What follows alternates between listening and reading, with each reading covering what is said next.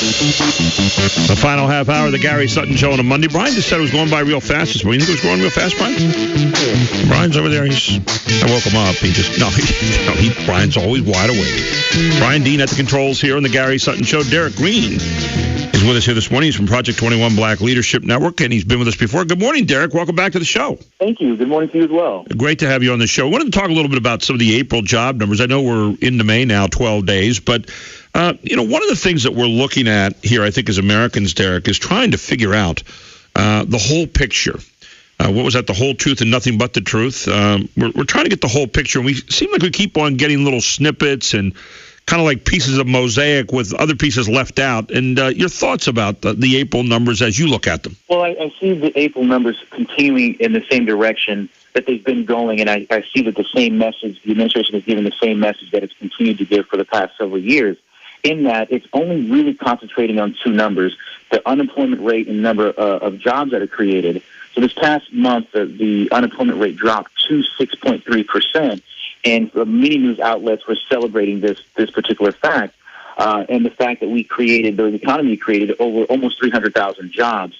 The numbers that they're not particularly keen on bringing up and bringing to the attention of the American public is, for example, the number of Americans who left the workforce last month was almost 1 million people. It was over 800,000 people who left the workforce.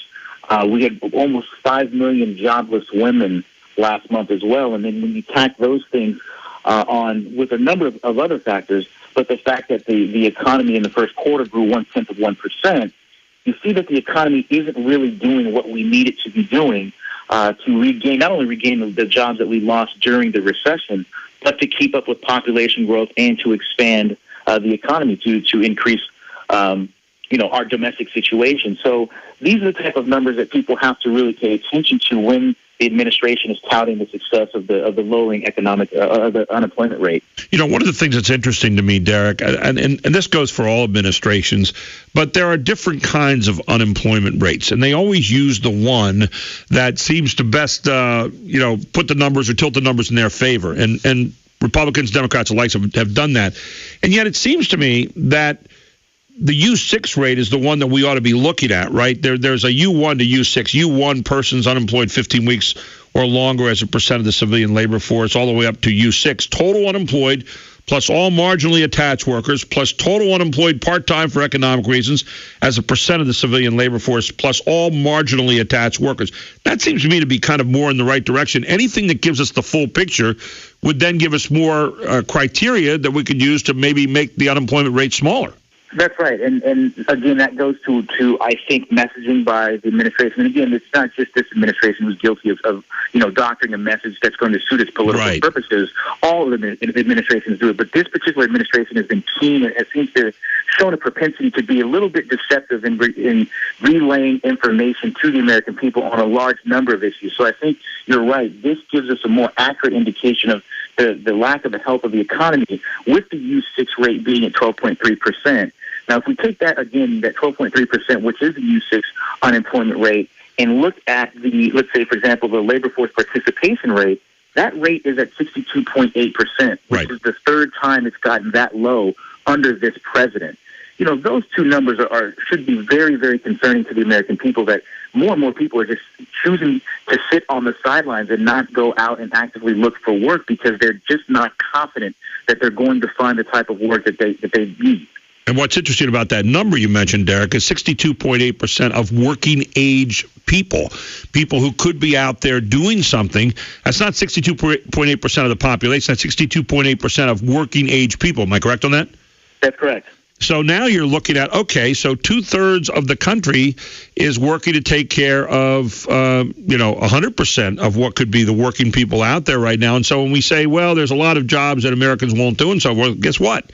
There's a whole lot of Americans sitting home right now or not working for whatever reason it might be that should be out there or somehow are being left out. I would be concerned about that 32.2% or whatever it is, whatever that adds out to, it's 38.2%, and make sure that those people are now having a reason to get back out there to work. We don't seem to be too concerned about that particular thing, especially when we see the doubling of food stamps in this country. when we see the unemployment rate in this country right now, and we see the fact that 806,000 people drop out of the force because for whatever reason. That's right, and you see these type of things and you say, okay, well, obviously it's not sustainable. So first and foremost, let me just say this. I really have a problem when a lot of people go out and say there's jobs out there that Americans won't do. Right. You take a look at these numbers, you see a lot of people who are forced into part-time work because they can't find full-time work. So people are resilient, and they will go work jobs that aren't necessarily what they want to do because they have no alternative. Some people still have that type of American ethos, that type of internal constitution to say, I don't want anything from the government, so I'm going to go out and do what it takes above the law to provide for my family. So I think that's a mischaracterization of a lot of Americans, and I think we should stand up for those Americans who do take part in work jobs. Who's immune to that, having to do something that they don't want to do for a higher good? We use the U3 unemployment rate, which is a total unemployed as a percent of the civilian labor force, and that's the definition used for the official unemployment rate. And yet, I mentioned about U6, but when you look at the U4 and U5 ratings of the 6 that are out there, U4, total unemployed plus discouraged workers as a percent of the civilian labor force plus discouraged workers. Same thing in U5, total unemployed plus discouraged workers plus all other marginally attached workers as a percent of the civilian labor force plus all marginally attached workers. And you take a look at all of that as a whole picture. Now it seems to me you're getting to the underemployed in this economy, which I think is something we need to start addressing, isn't it? Oh, it's past time that we need to address it. But again, when the president came into office, the economy wasn't doing well, and his number one priority was passing his health care legislation. He passed the stimulus bill and said everything is going to be fine after this passes. And 6 years later, we're still in this situation where he doesn't seem to be taking this seriously. So you're right. All of this points to underemployed people and people who are desperate to work. These statistics represent real people, and I think that we need to start having more elected leaders come out and speak up for these people, because it doesn't just bode bad for the economy right now. You have a number of demographics, particularly those people who just graduated college who are unable to get into the job force.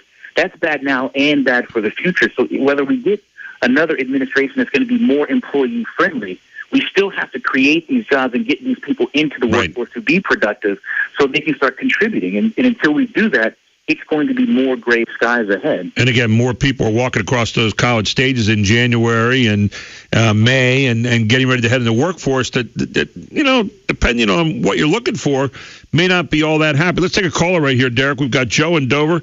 Joe, you're on the Gary Sutton Show on WSBA. Go ahead, Joe. It's your turn to make the call with Derryck Green. Morning, Gary. Morning, Joe. Morning, Gary.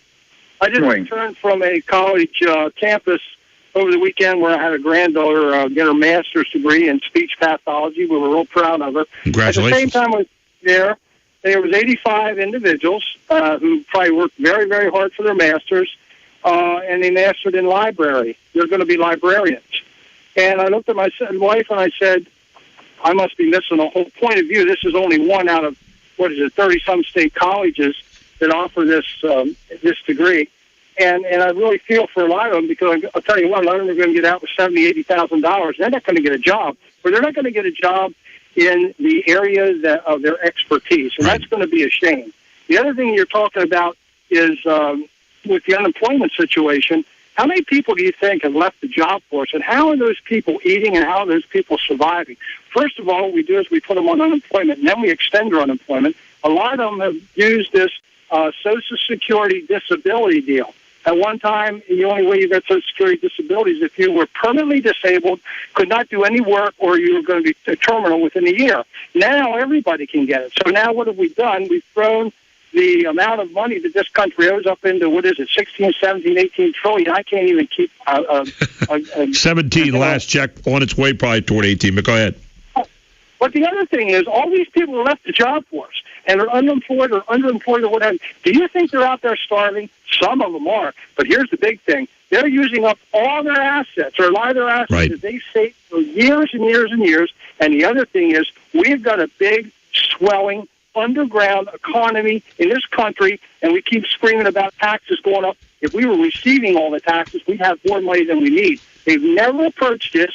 All they do is get in the way with legislation to curtail jobs and curtail unemployment, And as long as everybody in Washington's doing fine, like they said, 5 of the top 10 zip codes in the country come out of Washington. As long as all those people have all this taxable money coming in there doing fine, they will make any excuse to look at the real figures. It's time the American public really starts spending for ourselves and screaming about this, because we're going to have a lot of our neighbors and friends and people that we know starving in the next couple of years. This situation to me is getting much worse than what they let lead on.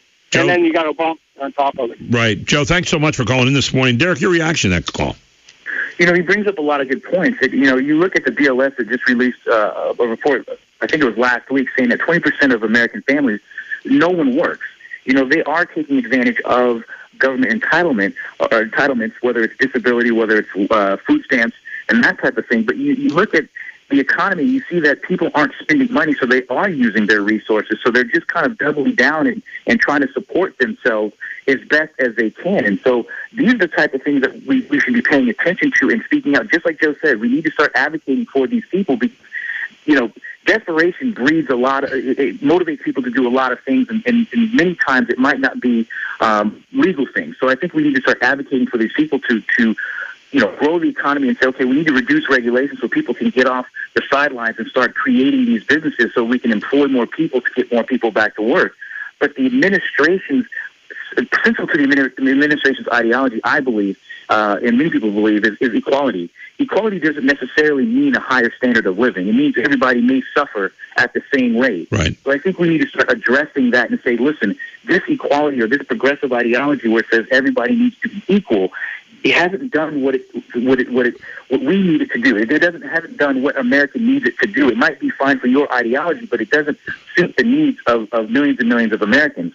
Now, to Joe's point, I think since Obama has been president, close to 11 million people have left the job force. That's a lot of people, and that's 11 million people who we could put into the economy that could be productive, not only now, again, but just for the future and ascending up the economic ladder. 11 million people. We need to take that into consideration. I was looking at the numbers here and kind of, Joe, I had an article sitting around, I just barely found it. The May 1st, the Bureau of Economic Analysis released its March Personal Income and Outlays report. And they said personal income, we saw the GDP went up 0.1% for that whole period, which we were using the word glacial last week with regard to that, Derryck. But personal income only went up 0.5% for the same period. Americans financed their own extra spending with a what?